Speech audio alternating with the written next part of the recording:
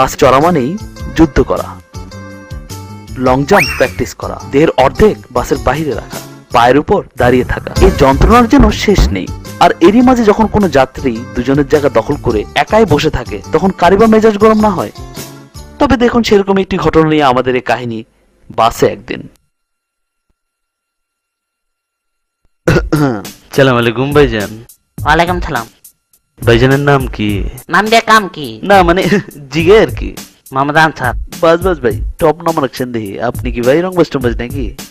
না ভাই বেরাদার? না চাচারা মামুরা? না। ভাইজানে কি বিয়ে করছেন? আর মেয়ে পরিবার আবদান কেলা চেতেন কে? পেটে কি কিরমি আছে? থাকলে অসুবিধা কি? না মানে জিগে আর কি। সালা সম্মতি বিদে কেউ রংবাজ টংবাজ থাকবার পারে তো?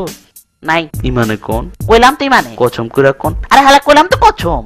তাহলে সোজা বয় এত ছড়ায় বছস কে? বাসটা মনে জন তোর বাপের সিধা বন হইলে ঠেঙ্গের নলা ভেঙ্গা বাচ্চা তন হালাই দিমু। হালায় মাছে খারবার পারে না, হালায় জায়গায় বসে সোজা।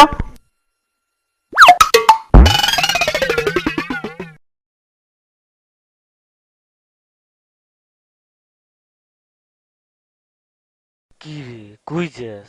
বাজারে যাই, মাথায় ডিম আছে বিক্রি করুম। শুনলাম তুই নাকি বলো তো বাজারে যাই মাথা ডিম বিক্রি করবি কেমনে?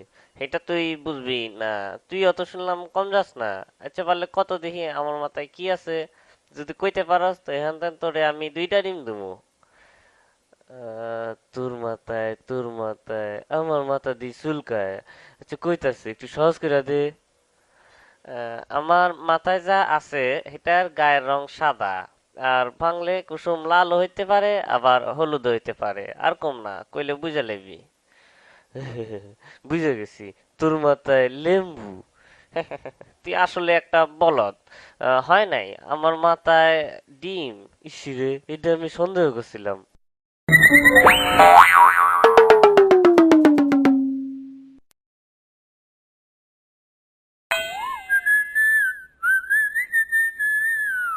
আজকাল হলাইন যা বেয়াদব মুরব্বি মানে না। আমাগো কোন গাড়ি কাম করছে, কোন ব্যাগ কলে চাও মানুষের কাণ্ড জ্ঞান আরো নিচে আই গেছে। না না দুনিয়া গজবে যাবে গই। তাড়াতাড়ি অফিস যেতে হবে, নইলে মক্কেল চলে যেতে পারে। কোন ইডিয়েট এই কাজটি করেছে? সিভিক সেন্স নেই? একবার ধরতে পারলে তাকে আইনের হাতে তুলে দিতাম। ফুল পড়ে পাতা ঝরে পাতায় পাতায় হিয়া, তুমি না করলে আমায় কে করিবে বিয়া? আ কেউ দেখেনি তো কে এই অসভ্য নাগরিক এহেন কর্ম সাধন করিয়াছে।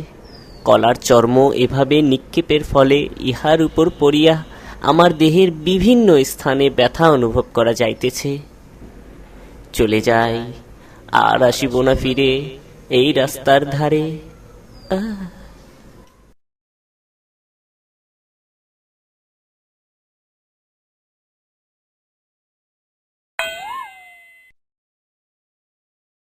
কি বুঝলেন? আমাদের সমাজে কথা বলার লোকের অভাব নেই, কিন্তু কাজ করার লোকের বড় অভাব।